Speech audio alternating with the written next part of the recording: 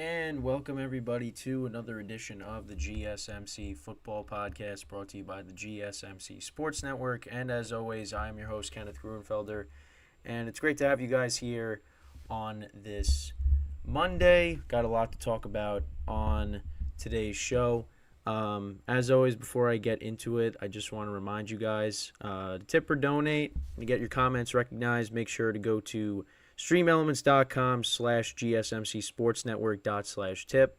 Again, that really helps the show, and that's to really get your comments recognized and for me to interact with you and basically highlight your comment. And then for bonus coverage materials that are not covered by this broadcast, make sure to go to patreon.com and search up GSMC Sports Network, and that is where you can find all the exclusive content here on the GSMC Sports Network.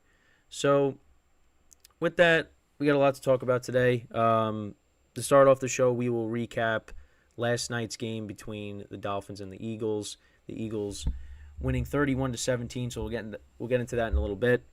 Then in the next two segments of the show, we'll talk about the early window games. We'll recap them. I'll give you my thoughts on them, and then we'll recap the rest of the late window games.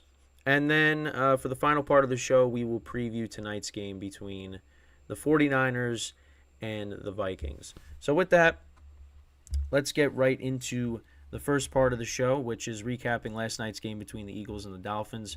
So this was definitely a highly anticipated game. Both teams coming in at 5-1. Eagles coming off of their first loss of the season last week to the Jets, and the Dolphins last week they beat the Panthers. So, yeah, both teams coming in at 5-1. And, the Eagles were able to get the win, get back on track, winning 31-17 over the Dolphins. We'll go through the statistics here. So, on the Eagles side of things, Jalen Hurts, he went 23-31, 279 yards, 2 touchdowns, and an interception that actually was a pick six. It got deflected when he was throwing it, and it got picked off. And the Dolphins, that was a big play in the game. That actually tied the game up at 17. The Eagles only ran the ball for 99 yards. DeAndre Swift, he was their leading rusher with 62 yards.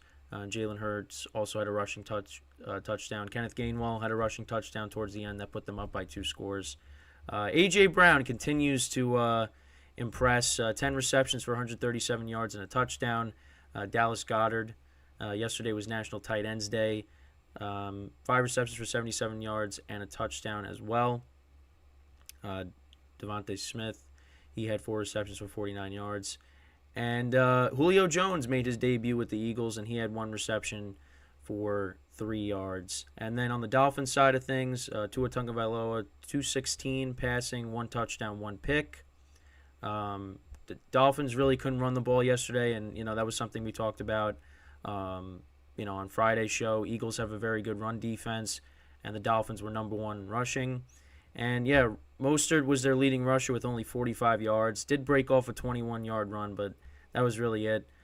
Salvin Ahmed, he only had 3 yards rushing. So, they couldn't really get anything going on the ground. Tyreek Hill obviously was their leading receiver, 11 receptions for 88 yards and a touchdown. He could have had 2 more in the beginning of the game. One of them got called back for a penalty, and the other one he just simply dropped. And his leg kicked the ball, and no one really. Players were running after the ball because they assumed it was a fumble, as it rolled into the end zone. But that ended up being incomplete. But he had a touchdown, of course. Jalen Waddle got banged up in this game. He had 6 receptions for 63 yards. But Dolphins struggled in this game at certain points. We'll go through the rest of the statistics here. So I'm trying to pull it up here. But the Eagles, they got back on track last night, of course. They basically dominated time of possession, 36-43 to 23-17. They had 26 first downs to 12. That's a difference in the game. I mean, the Dolphins, like I said, at times they struggle to move the ball. Um, yeah, I mean, the fourth down efficiency as well. I mean, 4 for 4. The Eagles were. Dolphins were 0 for 2. Um, total offense, Eagles had 355. Dolphins had 244. The Eagles ran 20 more plays than the Dolphins, 68-48. But yeah, I mean, it looked bad for the Eagles at one point because obviously, in the second half, Hurts had the pick six. But then they took the ball, down the field, 8 plays, 75 yards. Hurts connected with A.J. Brown for that touchdown. And then in the fourth quarter, late in the game, 13 plays, 83 yards, 6.5 minutes. Gainwell, had that 3-yard touchdown. And the Eagles get the win, 6-1. Dolphins 5-2. Kevin England in the chat says, "Are you concerned about the Dolphins being able to compete against the top teams in the league?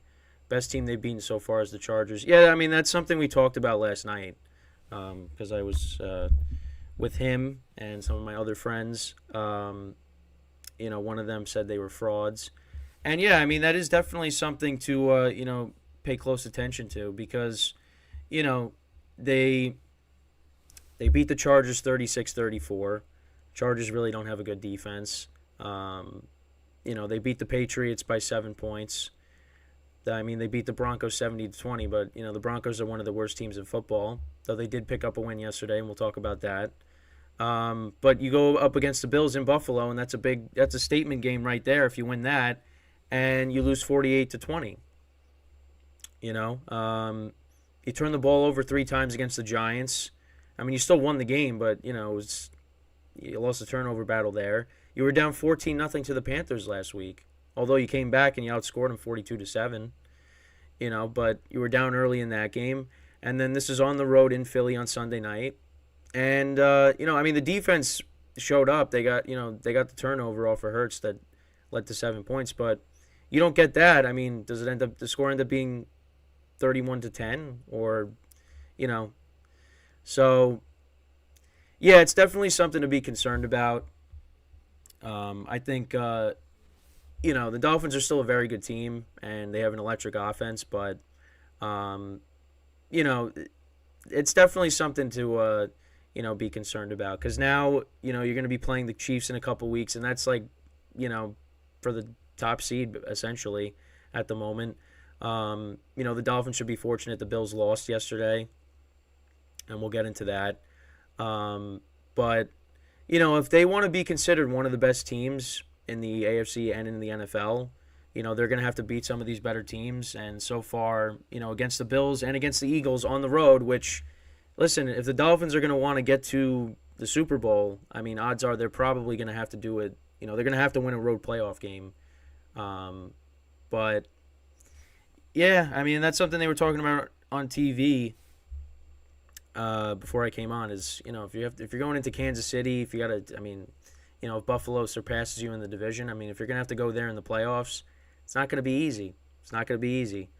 So, I mean, with the Germany game, I mean, yeah, it's a neutral field against the Chiefs. So, anything's possible. But if you're going to Kansas City in the playoffs, that's going to be a problem. And, listen, I think Tua Tagovailoa is an MVP candidate. He's had a great year so far. But, I think obviously, when you got Tyreek Hill and you got Jalen Waddle and you're in this system, now again, I don't want to get into the system QB discussion because I think Tua's accurate with the ball. He gets it to where it needs to be. Although, he didn't have a great game yesterday. But I don't look Tua. I don't look at as like an elite quarterback. I don't. But I think having Tyreek Hill obviously, and the guys I just mentioned, Waddle, that definitely helps. But if you're going to go on the road and you're going to have to outgun a Mahomes or an Allen, the way the Bills have been playing lately, you never know. But, you're going to have to hang with them. And yesterday you go up against Jalen Hurts, who's a top quarterback as well. And, yeah, I mean, Hurts outplayed him, So, for the Dolphins, I mean, I still look at them as a very good team, but it's definitely concerning when you look at the losses, and they're by multiple scores, and they're against good teams on the road, and that's what you're going to have to do in the playoffs. So, but as for the Eagles, that's a big win for them. That gets them back on the right track. Obviously, Hurts again, another turnover. Also fumbled the ball in this game as well. So, yeah, and they were and last night on the telecast they were showing the the turnover differential from last year to this year, and I think it was like last year was like plus 12, and this year it was like minus 2 or something. So it was like a significant difference. And yeah, I mean you see it. I mean last week Hurts, three interceptions. Swift fumbled. So yeah, I mean that's definitely something to be a little concerned about with the Eagles. But hey, they're 6-1. And I just want to say Nick Sirianni. He continues to be a guy that a lot of people just dislike. It's just talking up the tush push, how nobody can stop it, and how everyone's trying to copy it. I mean, it's just he needs to be humbled. Seriously. I mean, he got humbled in the Super Bowl last year, but he's definitely going to need to be humbled again. And as a Giant fan, the Eagles are unlikable once again. Because there were a couple of years where, I didn't really, care. During, Wentz and the Doug Peterson era. Now they're back to being unlikable. But it's mostly because of the head coach. The head coach is just, he needs to, just stop talking sometimes. But so the Eagles, they're 6-1. I mean, listen, you could talk all you want. You're 6-1 now. And we'll see what happens with the Niners tonight. We'll preview that towards the end. If the Niners win, they're both going to be tied. Lions lost yesterday. We'll get into that. So right now, Niners and the Eagles are still the top two seeds record-wise with their records. So, that's pretty much it when it comes to this game. Obviously, Dolphins, they got to get themselves back on track. Eagles did with the win last night. So with that, we are going to take our first break of the show, and then when we come back, we are going to recap all the early window games from yesterday. I'll give you my thoughts on that, and that is what we will do when we come back from our first break. So stick around, and we'll be right back here on the GSMC Football Podcast.